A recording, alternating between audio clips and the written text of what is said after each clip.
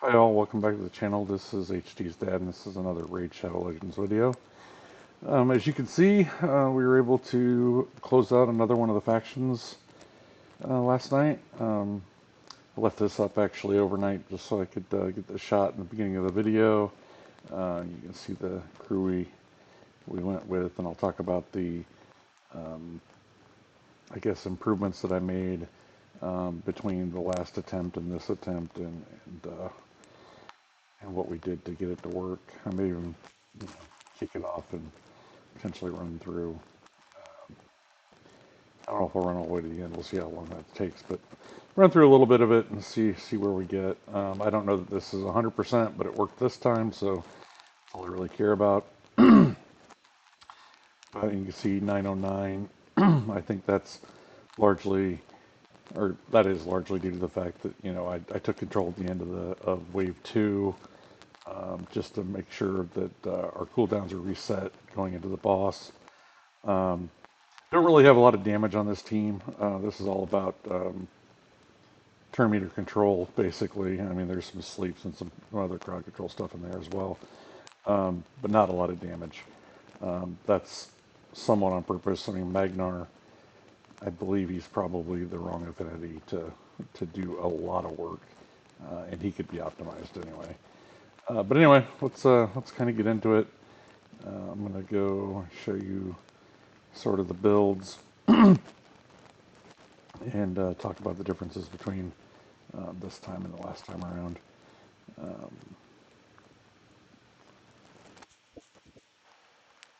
that's interesting that those are showing up first and recently used, since this is the last thing I did. Okay, so we'll start with kind of slicks. Um, if you watched the soul poll video that I did, you might recall that I got a 3-star perfect soul. I went ahead and I'll jump to that in a minute. I went ahead and slapped brimstone on her, trying to get a little more damage out of the deal. And also at 3-star brimstone, it gave us an additional 5,000 hit points. So making her definitely more survivable. I also went through and re-geared her. Should I say that? Actually, did I change that? Yeah, I think I had a resistance banner or something on her before. Switched that over to accuracy. Her accuracy was way too low. And then I had her on Savage and Divine Offense before. I basically upgraded every single piece, right? So I went through and basically found better pieces to increase certainly her speed, because she was in the 130s I think before, so added about 60 something speed. Um, did have to take a little bit of hit on the attack. She was much higher on attack before. I think HP actually dropped a little bit too, but and again, that was sort of offset by the brimstone blessing. Anyway, so my big focus was to make sure that I had accuracy over 200 and then get her speed. I wanted it at 200. I got it as close as I could to keep the other stats up a little bit. Defense is definitely below where you'd want it to be if you were using her in like in-game content, but this is semi-in-game, I guess. So that's the deal with her. Probably, if I were to re-gear her for real, I'd probably take her off of Savage and put her on, I don't know, Lifesteal or Relentless or something. Savage, I don't know, is the greatest fit for her. And you can see all of the gear except for all of the armor except for the weapon is at 12. So still a lot of room for improvement there, even with what she has on. Went over this. She is not booked. Never, obviously. Legendary books is what I probably get the least of in this game. I wish Player M would make them farmable in some way, even if it were hard. I know that Ash and some of the others have talked about being able to farm pages and turn those pages into books. I think that'd be a great idea. Even like I said, even if those pages were relatively difficult to get. As you can see, I actually ran the run without. I'm trying to get her to 350 so I can add Giant Slayer.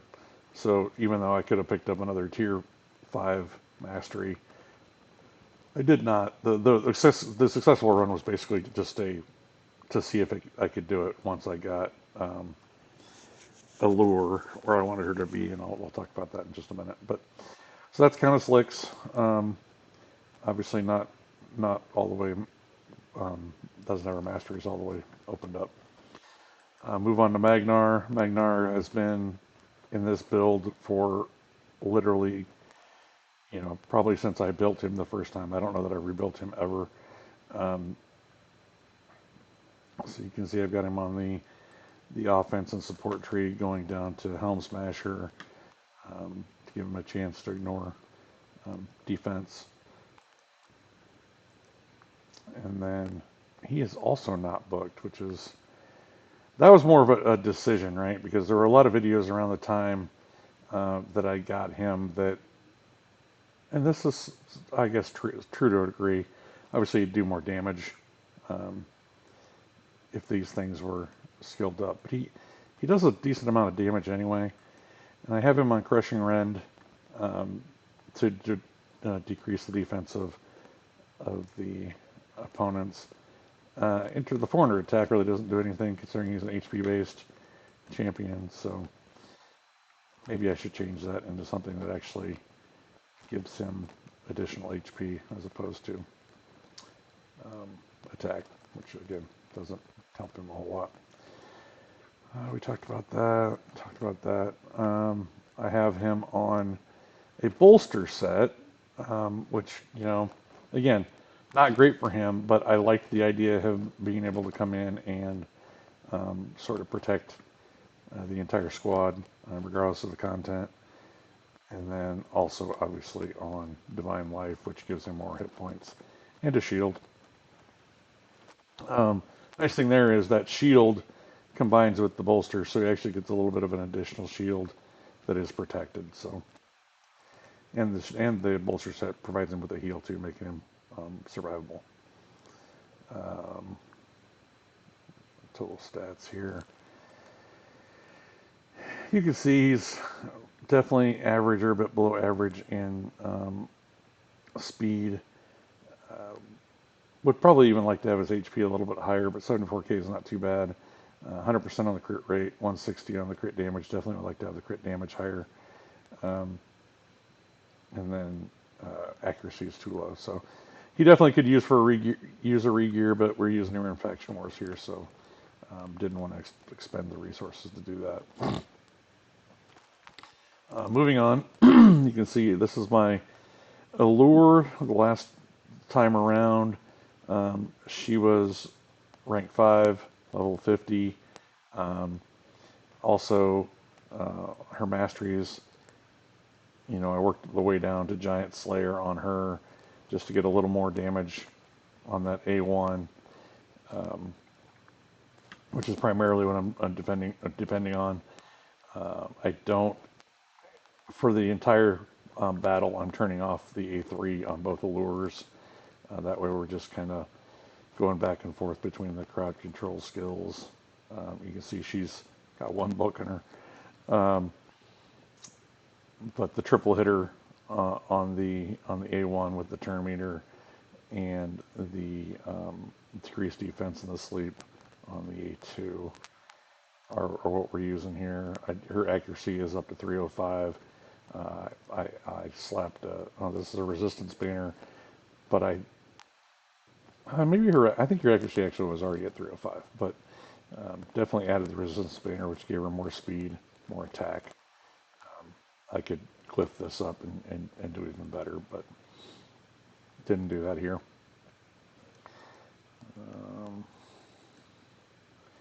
Yeah, so she's on 2 divine speeds and perception. Got her speed up to 209, I think is what it is. Yeah, 209. 100% of the crit rate, which is important, I believe, for the turn meter is dependent on crit rate or critical hits. So, whoops. Jump back in here. Second allure, which I recognize probably most people don't have. Um, I didn't have a lure for the longest time. Actually, I think I had a lure, but she was in my vault, and for the longest time, I didn't realize um, how critical that was to progressing Fire Knight. Obviously, um, I'm well aware of that now, so having a second one's nice as well. Um, got her on speed and double perception, and total stats for her at rank 5, 218 on the speed, even a little faster than my first allure. 96% on the crit rate. Would love to get that to 100. So she's not a sure thing, but a lot of room on the. I don't know if actually none all of these would be. So I would have to glyph that up. No, I can't glyph that up. That's crit rate. Never mind.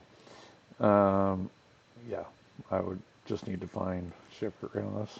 No, I would just have to find 4% someone in some other piece of gear, because all of these are obviously well on any of these pieces that are at 12. I guess I could get crit rate as the fourth stat. But anyway, enough on that. So like I said, the big change with the Allure 1 is ranked her up to rank 6, leveled her up to 60. I had a barrel sitting around, so I used that just to kind of auto do that. God bless it. And then I also added the tier 6 um, Giant Slayer on her. And then with Dur, I don't know that I changed him at all from the last time that I did this. Yeah, don't think that I did. But he's pretty tanky. He's able to keep himself alive because all I really care about with Dur is the A3 and this ability to revive 2 random allies. Um, the rank 5 allure, the second allure is pretty squishy, so it's nice to be able to keep the door up and to stand people back up. I'll show you a little bit more on that when I go through the setup that I used.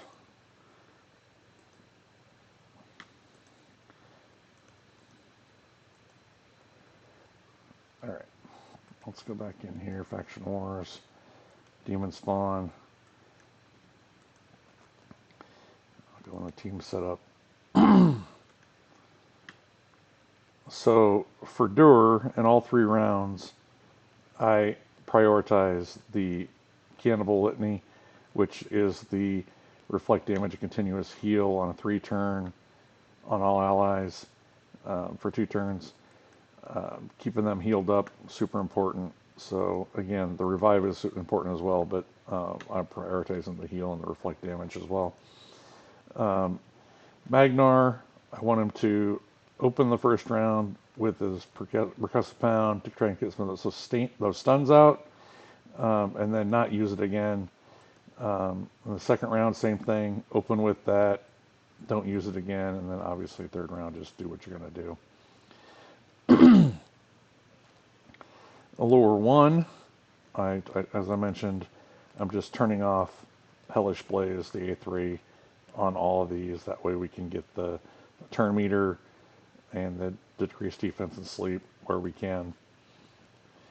And that's the same thing with Allure 2 as well. It's exactly the same. Then Countess Licks. I want Countess Licks to get the block active skills out. Super important for round 2 to try and get those Valkyries not to be able to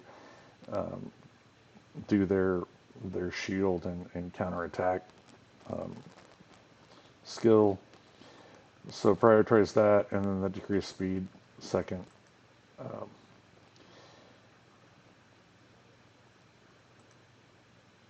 So yeah, there you go. And then on the same thing, round 2 and round 3 are exactly the same.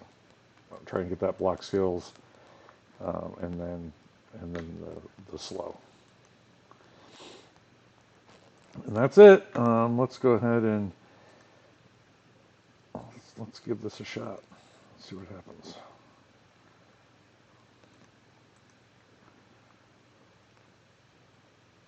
I do like to pick one of these guys to kind of target all the damage on. Um, of course, I've got the one that doesn't have a decreased defense on it, which this may not go as well as it did last time. We'll see.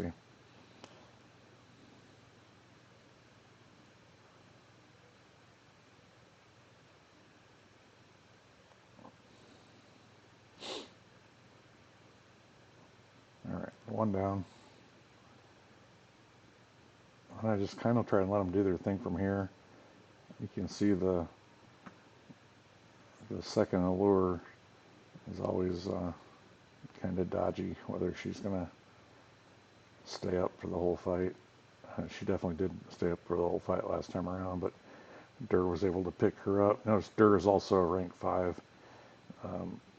If this didn't work, I was probably going to work on obviously adding the tier 6 mastery for Countess Slicks, and then adding or getting Durr up to rank 6.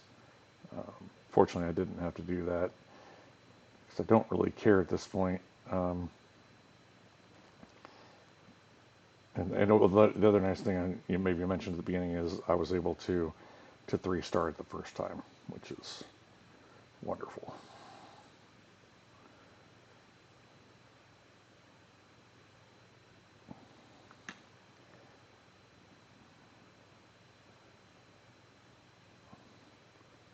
And as I mentioned, you can see there's not a ton of damage in this entire squad. Magnar is the best there. I mean, 20k on that hit, but these guys are super tanky. I'll stop decreasing.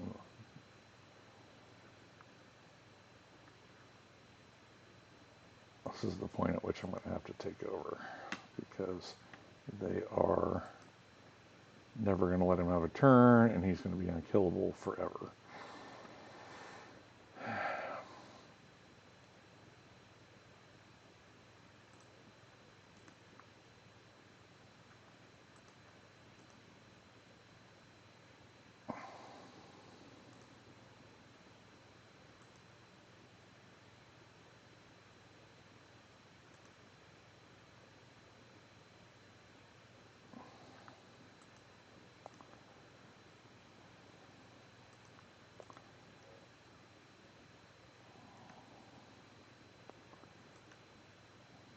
All right, now we'll auto it again. Pick on that Valkyrie right there. Block active on everybody except that Valkyrie in the back. So this is really bad luck. I don't know that this is going to go real well, to be honest with you.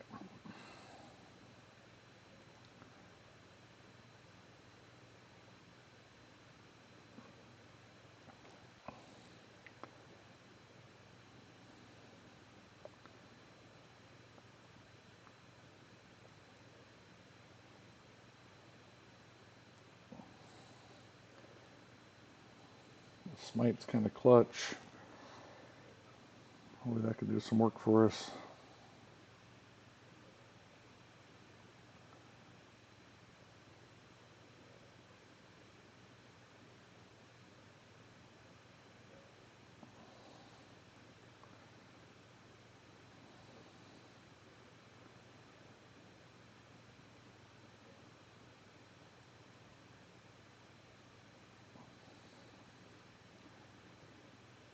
If we can get one of the Valkyries down, it goes a lot better, but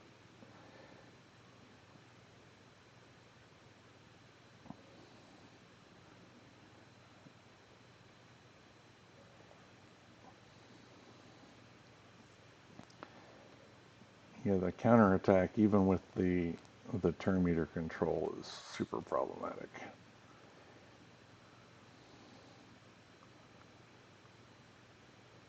I would like to switch to that Valkyrie back there, but she's full health with the shield, so I think it's better off just to continue hitting this one.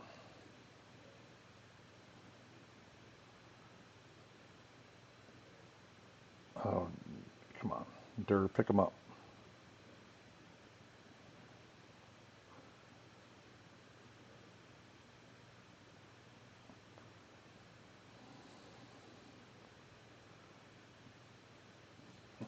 That's not great. All right, I'm going to go ahead and end that. That didn't go nearly as well as it could have. Um, Point of the matter is, as I mentioned, this is not 100% team, but it worked. It got me through 3-star on the first one. If I get good RNG and the block active on that third Valkyrie in the back right there, um, I think it would have been, clear sailing, because the first round actually, other than the ill-timed unkillable, worked out okay. But anyway, video is getting a little bit longer than I probably even intended for it to be, so I'll kind of leave it there.